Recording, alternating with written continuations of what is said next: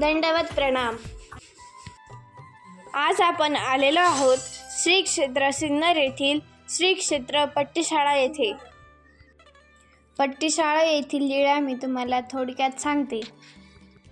एक दिवस स्वामी भक्तगणांसोबत भिल्लमणकडून फिरत फिरत गावाच्या पश्चिमेकडील ओढ्याकडे म्हणजेच या ठिकाणी आले आणि स्वामींना येथे शिष्यांसोबत पाठ शिवण्याचा खेळ खेळण्याची इच्छा झाली, म्हणून त्यांनी डकले नामक भक्ताला डकले आम्हाला शिवाल का असे म्हणाले आणि मग डकले चांगदेव भट्ट येलम भट्ट असे सर्वजण पाठ शिवण्याचा खेळ खेळू लागले।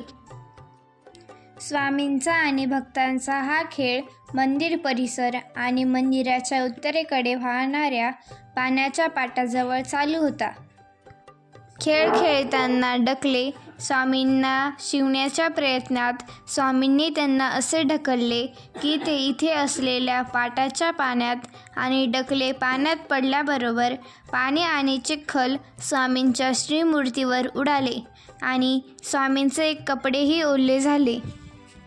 हे सर्व पाहून दादूसांना खूप राग आला आणि ते डकलेंवर चिडले आणि म्हणाले, डकले हो, तुम्ही जे कृत्य करत आहात त्यामुळे तुम्हाला नरकात जावे लागेल। त्यावर स्वामी दादूसांना म्हणाले, तुम्ही त्यांच्यावर उगाचच नका रागवू। हा खेळ खेळण्यास आम्हालाच आवडते आणि आमचीच इच्छा झाली होती हा खेळ खेळण्याची।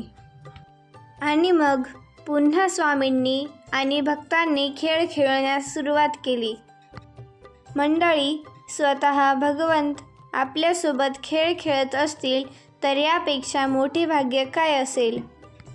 स्वामींनी भगवंत आणि भक्त यांच्यामधील दरीच नाहीशी केली, हेच या लीळेतून दाखवून दिले आहे।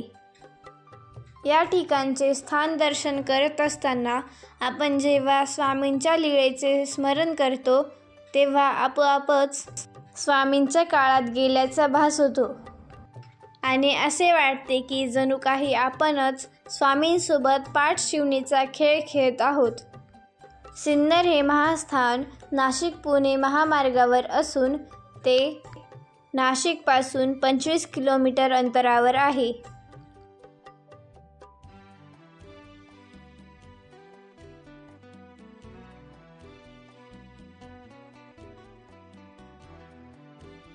तुम्ही कधी सिन्नरला आलात तर येथील गोंदेश्वर, अवेश्वर, 14 चौकाचा वाडा, पट्टीशाळा आणि याच्याच थोड्या अंतरावर असलेले खोपडी हे स्थान बघायला विसरू नका।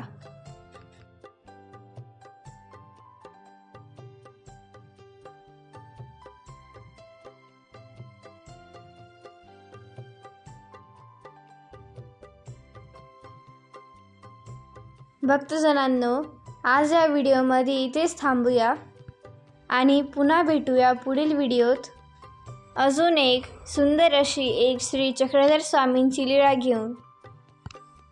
व्हिडिओ आवडल्यास व्हिडिओला लाईक, शेअर आणि चॅनलला सबस्क्राईब करायला विसरू नका।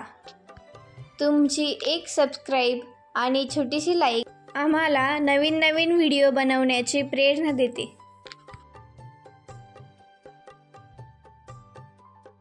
दंडवत प्रणाम।